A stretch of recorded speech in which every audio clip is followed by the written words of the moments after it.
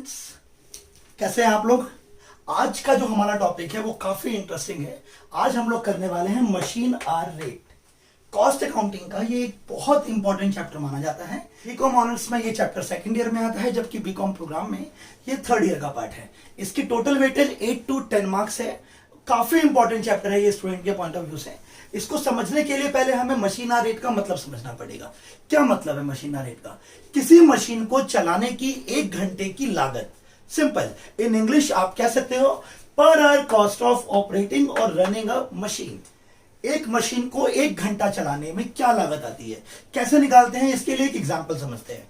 जैसे मान लो आप कभी साइबर कैफे गए हो आप लोग, ठीक है, बिल्कुल जाते हो। तो आप उनके पास जाके क्या बोलते हो, भैया हमें आपका कंप्यूटर यूज करना है, क्या रेट है उसका। और लेट से वो आपको बोलता है कि भैया 30 रुपए पर आवर।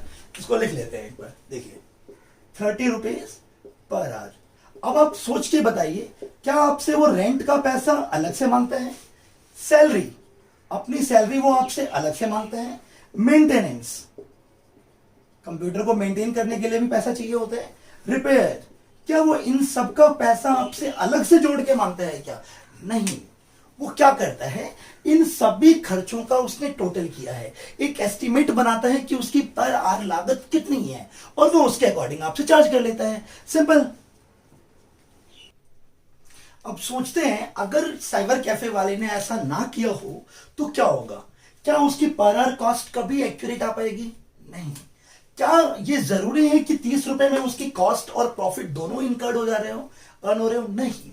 तो इसके लिए हमें calculation of machine hour rate पता होना चाहिए, ठीक है। अब जैसे हम बात करते हैं कॉस्ट की, क्योंकि हमें पर आवर कॉस्ट ही तो निकालनी है ना, कि 1 घंटा जो मशीन चलेगा तो उसकी कितनी लागत आएगी। तो जब भी हम कॉस्ट की बात करते हैं तो कॉस्ट को ब्रॉडली हमने 2 टाइप्स में डिवाइड किया है। कौन कौन सी कॉस्ट होती है? फिक्स्ड कॉस्ट और वेरिएबल कॉस्ट। काफी पहले से ही आप पढ़ते आ रहे हो। फिक्स्ड कॉस्ट का मतलब होता है ऐसी कॉस्ट जो प्रोडक्शन से कनेक्टेड नहीं होती। क्या मतलब है इसका?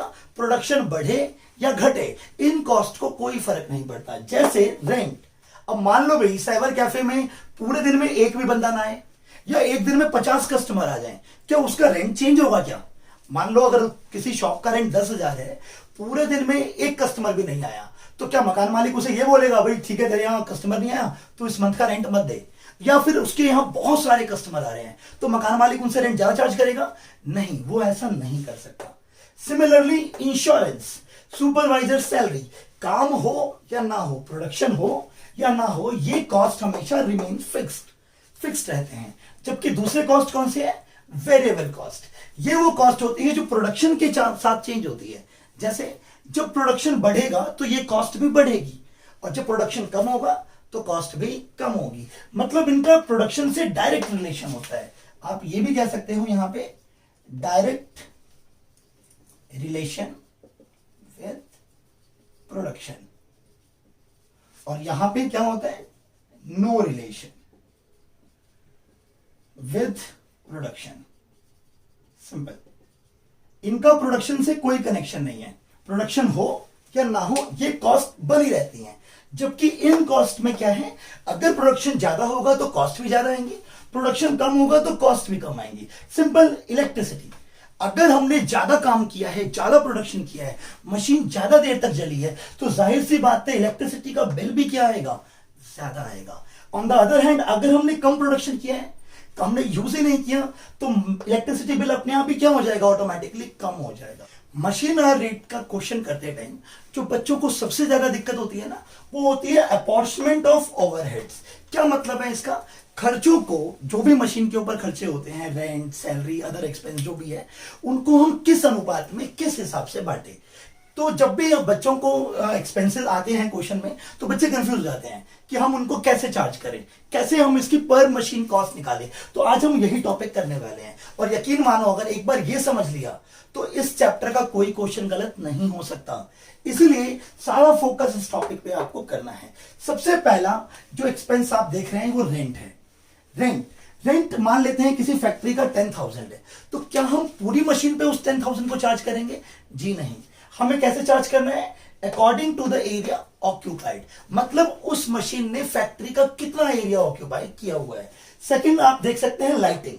लाइटिंग का क्वेश्चन में दोनों तरीके से गिवन होता है, कई बार अकॉर्डिंग टू एरिया बोलते हैं, कई बार वो अकॉर्डिंग टू पॉइंट्स भी बोल सकते हैं। लेट्स से कि किसी फैक्ट्री को रन करने के लिए 20 पॉइंट्स इलेक्ट्रिसिटी की जरूरत है, जिसमें से 4 पॉइंट्स मशीन के लिए चाहिए।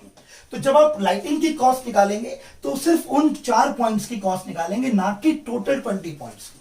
क्लियर?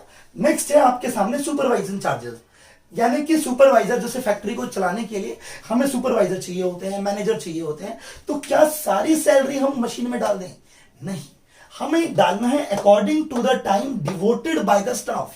दैट मीन्स क्या मतलब है इसका बताइए, कि एक जो सुपरवाइजर है वो अपनी टोटल टाइम का कितना पार्ट मशीन पे डिवोट करता है। मतलब मान लो एक सुपरवाइजर फैक्ट्री में 8 घंटे काम करता है, उसमें से वो 2 घंटे मशीन पे लगाता है, बाकी 6 घंटे वो अदर कोई काम करता है। तो हमें उसकी सैलरी का सिर्फ 2 घंटा यहां लेना है, टोटल सैलरी आप नहीं ले सकते। नेक्स्ट है हमारे पास लेबर एक्सपेंसेस। फैक्ट्री में आपको पता है कई तरह की लेबर होती है, फैक्ट्री में भी लेबर चाहिए होती है, ऑफिस में भी होती है। तो हमें यहां पे कौन से लेबर एक्सपेंस लेने हैं? जो वर्कर मशीन में लगे हैं, according to the number of workers. Last, insurance expense. Insurance expense को आप कैसे चार्ज करोगे? According to insured value of machine और कॉस्ट ऑफ द मशीन। मतलब जिस मशीन को आपने इंश्योरेंस किया है उसकी कितनी कॉस्ट है। ठीक है, अब मान लेते हैं किसी क्वेश्चन में हमारे पास इंश्योर्ड वैल्यू और कॉस्ट ऑफ मशीन दोनों गिवन है, तो हम क्या लेंगे? तो हमें क्वेश्चन में इंश्योर्ड वैल्यू को कंसीडर करना है, जो हमारी प्रेजेंट वैल्यू है इंश्योर्ड वैल्यू, उसी के ऊपर इंश्योरेंस एक्सपेंस चार्ज होगा। अब हमें समझना है रेंट। मान लेते हैं एक एग्जांपल ले लेते हैं इसे और डिटेल में समझने के लिए। Let's say rent of the factory is ₹10,000 and machine occupied only 1/4 part of factory। ये हमारे पास क्वेश्चन आ गया है। टोटल फैक्ट्री का रेंट कितना है? 10,000। क्या मशीन पूरी फैक्ट्री को कवर कर रही है? नहीं भाई, बाकी काम भी तो होते हैं फैक्ट्री में, स्टोरिंग होती है, पैकेजिंग होती है। मशीन कितना पार्ट ले रहा है फैक्ट्री का? 1/4। तो हम सारी कॉस्ट को इसके अंदर नहीं डाल सकते। तो cost of rent for machine कितना आएगा बताइए? 1/4 ऑफ 10,000, दैट इज 2,500। क्लियर? आ रही है बात समझ में आपको? तो हमें कभी भी सेम लाइटिंग में होगा, सेम सुपरविजन चार्जेस में होगा, हमें यह देखना है कि जो एक्सपेंस है वो पर्टिकुलर सिंगल मशीन पे कितना चार्ज हो रहा है। हम टोटल एक्सपेंस को इसके अंदर कंसीडर नहीं करेंगे, और उसके लिए इन बेसिस का ध्यान रखना बहुत जरूरी है। अब हम आते हैं अपने मशीन आर रेट के कैलकुलेशन पे। तो हमारा जो टॉपिक है वो स्टार्ट हो रहा है computation of machine hour rate. जब भी हम कॉस्ट की कैलकुलेशन करते हैं, तो मैंने पहले भी बताया था कि कॉस्ट 2 टाइप की होती है। पहला कौन सा था? स्टैंडिंग या फिक्स चार्जेस, और दूसरा वेरिएबल चार्जेस। स्टैंडिंग चार्जेस कौन से होते हैं? जो प्रोडक्शन से कनेक्टेड नहीं होते, प्रोडक्शन बढ़े या घटे ये हमेशा फिक्स्ड होंगे। जबकि वेरिएबल चार्जेस कौन से होते हैं? जिनका प्रोडक्शन से कनेक्शन होता है। मतलब जब भी प्रोडक्शन बढ़ेगा तो ये चार्जेस भी बढ़ जाएंगे, और प्रोडक्शन कम होगा तो चार्जेस भी कम हो जाएंगे। कुछ एग्जांपल है हमारे सामने स्टैंडिंग में। जो सबसे पहले rent, rates and taxes, insurance expense, supervisor salary. Variable में क्या क्या हो सकते हैं हमारे पास?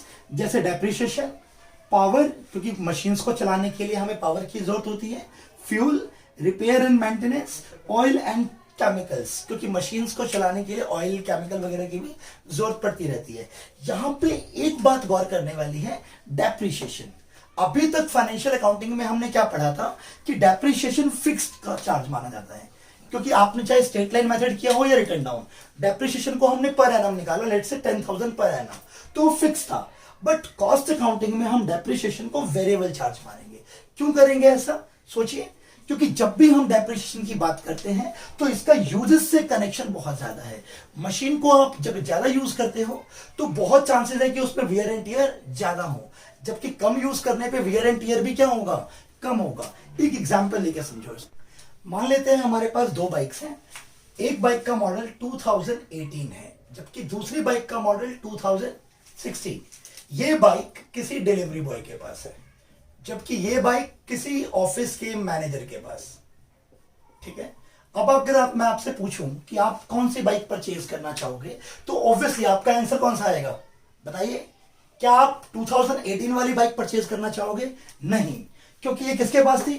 डिलीवरी बॉय के पास। ही पता नहीं पूरे साल में कितनी डिलीवरियां करता होगा, इसने बहुत ज्यादा मशीन को यूज किया होगा। मान लेते हैं 50,000 किलोमीटर, 15K किलोमीटर।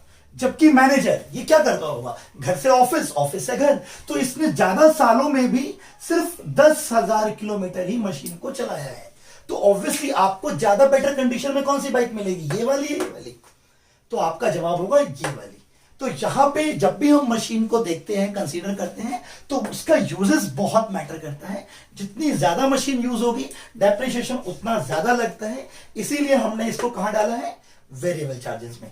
एक और बात ध्यान रखने वाली है, चूंकि स्टैंडिंग चार्जेस हमेशा फिक्स होते हैं, इसलिए इनका कंसोलिडेट रेट निकालना होता है।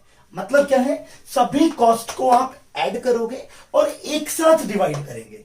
कंसोलिडेट रेट मतलब एक साथ, हम इनको अलग अलग करने की जरूरत नहीं है। इसके अलावा जबकि वेरिएबल में हम क्या करेंगे, डेप्रिसिएशन पर आवर अलग निकालेंगे, पावर पर आवर अलग निकालेंगे, फ्यूल पर आवर अलग निकालेंगे। स्टैंडिंग में ऐसा करने की जरूरत नहीं है, क्योंकि सभी कॉस्ट फिक्स होती है। एक और बात यहां पे ध्यान रखने वाली है, जब भी आप फिक्स चार्जेस निकालें तो बहुत जरूरी है कि इनका जो पीरियड हो वो सेम हो। कैसे मतलब, अगर आपने रेंट पर एनम लिया है तो इंश्योरेंस भी आपको पर एनम चाहिए, सुपरवाइजर सैलरी भी पर एनम चाहिए, और जो अदर एक्सपेंस भी अगर कोई लेते हो तो पर एनम चाहिए। आप ये नहीं कर सकते कि एक एक्सपेंस आपने पर एनम ले लिया, एक एक्सपेंस आप पर मंथ ले लो, एक एक्सपेंस पर क्वार्टर, नहीं, तो फिर क्वेश्चन क्या हो जाएगा, गलत। जरूर ध्यान रखें इस बात का। अब हमें इस चैप्टर में कुछ इंपॉर्टेंट फॉर्मूलेज को समझना है कि क्या इन फॉर्मूलों का यूज है। इसमें सबसे पहला जो फॉर्मूला आता है वो आता है टोटल टाइम।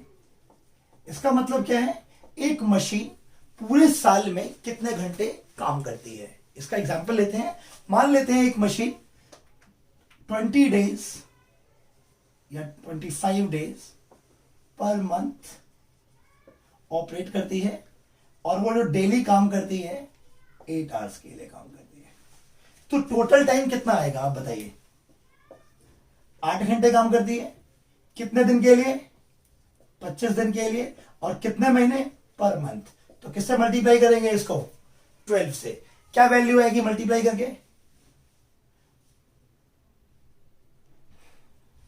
2400 आवर्स। मतलब जो मशीन का टोटल टाइम है वो कितना है, 24 आवर्स। अब मान लेते हैं इस टोटल टाइम में 400 घंटे मशीन मेंटेनेंस के लिए बंद हो जाती है। मेंटेनेंस है, रिपेयर है, कई बार ऑयलिंग करनी पड़ती है, तो उसमें मशीन क्या हो जाती है, बंद हो जाती है। तो हमें फिर निकालना होता है टोटल प्रोडक्टिव टाइम।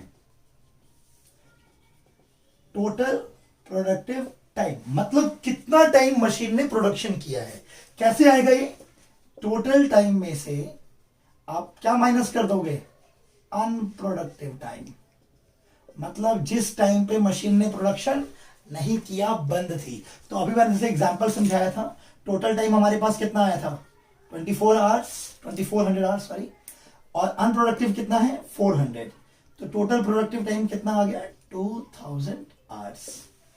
अब जब भी हम कॉस्ट निकालेंगे तो हम हर कॉस्ट को इससे डिवाइड करेंगे, जिससे हमारी जो वैल्यू है पर आवर में ऑटोमेटिकली कन्वर्ट हो जाएगी। एक एग्जांपल के लिए डेप्रिसिएशन, डेप्रिसिएशन भी हमें निकालना है इस चैप्टर में।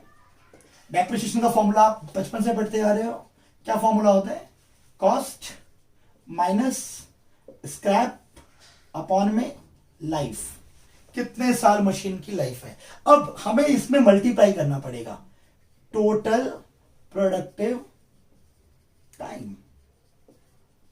क्यों मल्टीप्लाई किया हमने, क्योंकि जो लाइफ होती है ये ईयर्स में होती है। मान लेते हैं लेट्स से 10 ईयर्स, तो ये अभी जब हमने लाइफ से डिवाइड किया तो ये पर ईयर डेप्रिसिएशन आया, ना कि पर आर। पर आर में कन्वर्ट करने के लिए हमें अगेन इसे टोटल प्रोडक्टिव टाइम से भी क्या करना पड़ेगा, डिवाइड करना पड़ेगा, ताकि डेप्रिसिएशन पर आर निकल सके। क्लियर? अब इस चैप्टर के जो क्वेश्चंस है वो मैं आपको नेक्स्ट वीडियो में करवाऊंगा। यहां तक आपको समझना है, याद करना। अगर कोई डाउट्स होते हैं तो आप मुझसे पूछ सकते हैं, ठीक है? तो मिलते हैं आपसे अगली क्लास में। Thank you.